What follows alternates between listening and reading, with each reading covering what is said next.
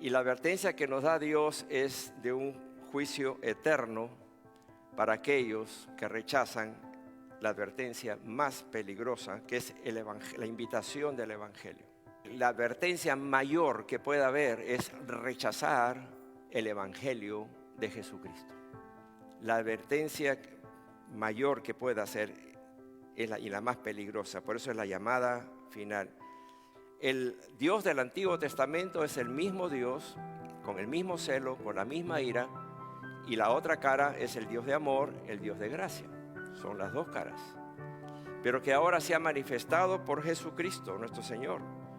Y la gracia y el amor se unen tanto a la justicia y a la santidad de Dios, y por eso tenemos que aprender, antes de amar a Dios, tenemos que aprender a temer a Dios. Pero estas son las advertencias que tú y yo debemos prestar atención. Mirad que no desechéis al que habla, porque si no escaparon aquellos que desecharon al que los amonestaba en la tierra, mucho menos nosotros, si desecháramos o desecharemos al que amonesta desde los cielos. Moisés era solamente el transmisor de los oráculos de Dios. Si Dios hablaba, él era su portavoz, su boca. Moisés trae la ley y trae el oráculo de Dios. El pueblo de Israel lo desobedeció, se rebeló, se infatuaron, murmuraron. Y estas cosas fueron escritas como una advertencia para nosotros, dice 1 Corintios 10. Y todo ese pueblo quedó en el desierto. Pero a diferencia del oráculo de Dios, a diferencia de transmitir el mensaje, Jesús es el mensaje. Jesús es la voz de Dios. Jesús es el verbo. En el principio era el verbo era con Dios y el verbo era Dios. El mensaje imperfecto de la ley sufría juicios. Cuanto más el mensaje perfecto del Evangelio. Y la invitación del Evangelio, lo quiero decir con todo mi corazón, es la invitación más grande que puede haber y recibir el ser humano. Y el gran peligro de decirle no al Evangelio de Jesucristo.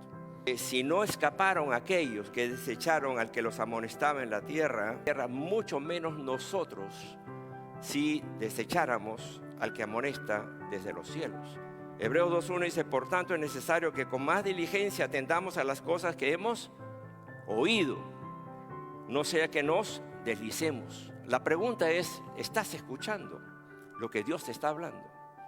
Dice, si oyereis hoy su voz, no mañana, hoy su voz, no endurezcáis vuestros corazones como en la provocación. Cuando uno desoye la voz de Dios, cuando uno se engríe de la voz de Dios, cuando uno cancela la voz de Dios, cuando uno posterga la obediencia, va a llegar un punto donde uno no ve la diferencia y va a ser imposible arrepentirse. Si hoy escucharas la voz de Dios, no endurezcas tu corazón, ten una actitud correcta. Las persecuciones eran tan intensas al mundo hebreo cristiano que ellos querían volver a la religión judaica o a la religión formal donde no hay demandas, porque preferían volver a ese sistema donde estaban exentos de la persecución en vez de enfrentar la persecución y cargar la cruz de Cristo. Era lo que le llaman la apostasía, era separarse del Evangelio y volver atrás. El que a vosotros escucha, a mí me escucha. Al que a vosotros rechaza, a mí me rechaza. Y al que a mí me rechaza, rechaza al que me envió. El que nos rechaza, rechaza a Dios.